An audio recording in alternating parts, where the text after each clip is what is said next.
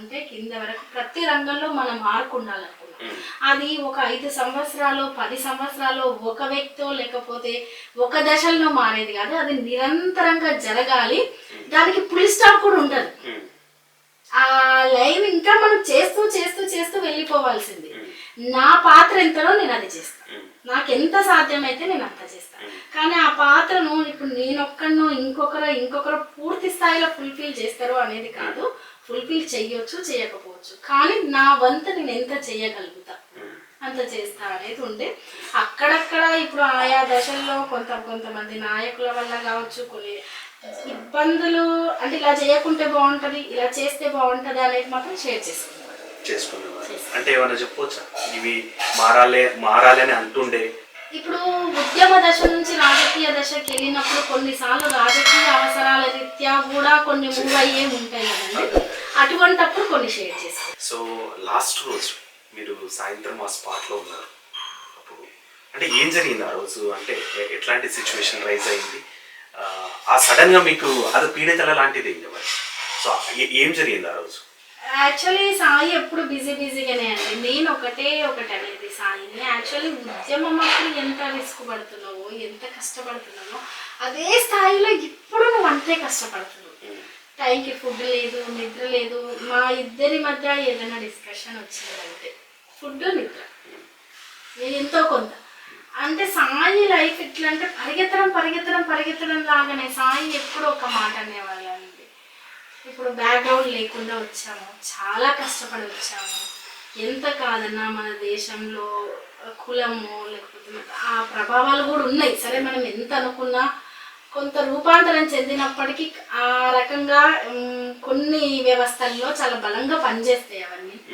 నాకు ఎటువంటి బ్యాక్గ్రౌండ్ లేదు, చాలా కష్టపడి వచ్చినాను. నేనే బ్యాక్గ్రౌండ్ క్రియేట్ చేసుకోవాలి. నేనే అంటే నా పేరే నాకు పెట్టుబడి, నా శ్రమనే నాకు పెట్టుబడి. నేను ఒక దశ ఎక్కిందనుకో నెక్స్ట్ తరాలకు అది ఈజీ అయిపోవచ్చు. ఇలా మాట్లాడేవాడు. నేను ఫుడ్, నిద్ర ఏముంది, మనం ఉన్నది ఇద్దరమే ప్రశాంతంగా ఇలా మాట్లాడుకునేవాడు. అట్లని ఆర్థికంగా ఏదో ఆ రకమైన ఆలోచనలు ఉన్న వ్యక్తి కాదు సాయి. ఒకవేళ ఆ రకమైన ఆలోచనలే ఉంటే సాయికున్న గొంతుకు, సాయికున్న టాలెంట్కు, ఆ రాసేదానికి, సినిమా ఇండస్ట్రీకి వెళ్ళిన, లాస్ట్కు భజన కార్యక్రమాలు చేసుకున్నా. సో సాయికి ఏంటంటే అది కదా టార్గెట్, మనం ఇట్లా ఆలోచించొద్దు అలా ఉండేవాడు. ఆ రోజు ఎందుకో తెలీదు. అంటే కామన్గా సాయి ఎట్లా అంటే స్పెండ్ చేసేదే తక్కువ టైం కదా. ఎప్పుడైనా స్పెండ్ చేస్తామంటే అది అర్ధరాత్రి కావచ్చు, ఏ టైం అయినా మేము వెళ్ళిపోయేవాళ్ళం, ఫ్యామిలీ, పిల్లలం, నేను. ఆ రోజు కూడా యాక్చువల్లీ అదే రోజు మార్నింగ్ వచ్చారు.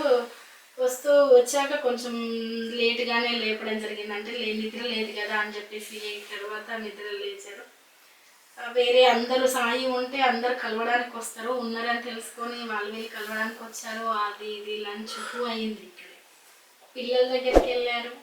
పిల్లల్ని నేనే తీసుకొని వస్తానని చెప్పేసి వెళ్ళారు. నేను అలసిపోయినట్టున్నా మళ్ళీ పిల్లల దగ్గర ఇట్లా క్యాజువల్ సంభాషణ ఉంటుంది కదా.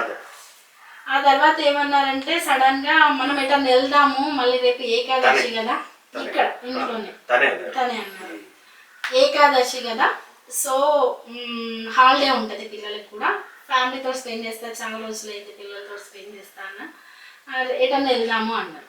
అంటే ఎటన్నా వెళ్ళేది కొంచెం లాంగ్ ప్లేస్ పెట్టారు. అంటే ఇప్పుడు ఆదిలాబాద్లో మీటింగ్ ఉంది, అక్కడికి వస్తారా, అక్కడ స్పెండ్ చేసి నేను మీటింగ్కి వెళ్తాను, మళ్ళీ మీరు రిటర్న్. ఇట్లా నేనేమన్నా ఉన్న ఒక హాలిడేకు జర్నీయే సరిపోతుంది అది అని అంటే సరే అయితే ఫామ్ దగ్గరికి వెళ్దామన్నారు. సరే అనుకొని అందరం బయలుదేరి అక్కడికి వెళ్ళాం. ఈవెన్ మాది వెళ్ళిన తర్వాత కూర్చున్నాం, చాలా మాట్లాడాం. సాయి ఎప్పుడు మాట్లాడినా పొలిటికల్ అంశాలే ఎక్కువ మాట్లాడతారు. యాక్చువల్లీ ఆయన చుట్టూ సర్కిల్ అదే, ఆయన ఉన్నది అదే. కుటుంబం అంటే మేమిద్దరమే అన్నట్టున్నాం కాబట్టి కుటుంబ విషయాలు ఏముంటుంది అన్నీ ఈమెనే చూసుకుంటుంది ఇలా.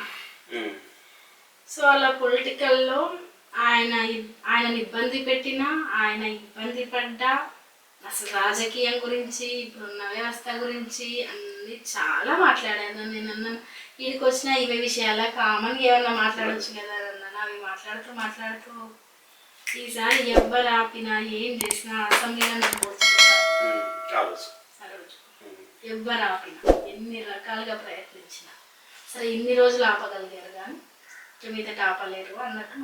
సరే అట్లే చాలా మాట్లాడారు, కొంతమంది వ్యక్తుల గురించి మాట్లాడారు, పడ్డ ప్రాబ్లమ్స్ గురించి మాట్లాడారు, అవి ఎప్పుడు మాట్లాడుకుంటా ఆ రోజు కూడా మాట్లాడారు. తిన్నాము, పడుకున్నారు. కొంచెం స్వెట్ వచ్చినట్టు అనిపించింది. యాక్చువల్లీ గాలి లేదు అందుకే స్వెట్ వస్తుందా అంటే, స్వెట్ వస్తే ఎందుకు టెన్షన్ పడుతున్నావు అన్నాడు. సాయి ఎట్లా అంటే స్టేజ్ మీద పాట పడినా ఏడబడినా చెమట ఎక్కువ వచ్చి అలవాటు నాకు, అట్లే చూసే అలవాటు కాబట్టి దాన్ని పెద్దగా ఐడెంటిఫై చేయలేదు నేను. లోపలికి వెళ్ళి పడుకున్నారు, పిల్లని తీసుకొని లేచి కూర్చున్నారు, పడిపోయారు స్పాట్లో. ఏం అనలేదు అసలు, ఒక మాట కూడా. అంటే అదే అసలు ఎవరం చూడలేమండి, చూసి కూడా భరించలేము. యాక్చువల్గా అట్లా జరగొద్దు కూడా ఎవరికి. హాస్పిటల్ తీసుకెళ్ళేంత వరకు కూడా లేదు. ఇక ఏంటి అనేది నాకు తెలియదు. అది చూసి నేను షాక్ అయిపోయి, నేను యాక్చువల్లీ ఆ నెక్స్ట్ డే వరకు నేను షాక్లోనే ఉన్నాను. నాకు ఏం జరుగుతుంది ఏది, కనీసం ఇట్లా టచ్ చేయడానికి కూడా నేను సాహసించలేదండి. సారీ మేడం, ఎందుకంటే అది జనరల్గా ఎవరికి రావాల్సినటువంటిది కాదు. ఎందుకంటే సంతోషంగా మీరు ఫ్యామిలీతో గడపాలనుకున్న పోయిన రోజు అదే చివరి రోజు కావడం, రెండోది